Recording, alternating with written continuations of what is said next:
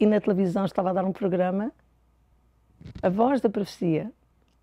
E eu sentei-me a ouvir aquele programa e o pastor cantou uma canção, o Pai Nosso, e depois pregou uma pregação muito simples sobre a oração.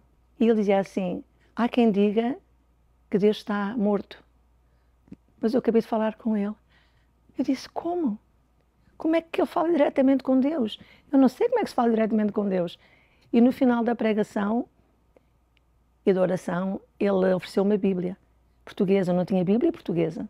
Eu disse assim para o meu marido, ai, gostava tanto de ter uma Bíblia portuguesa. Eu vou ligar para este programa.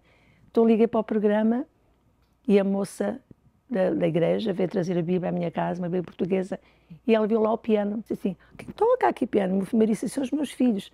E o meu marido, cheio de orgulho, disse, mas a minha esposa é profissional, ela canta para a CBC. E ela pensou, pá, CBC?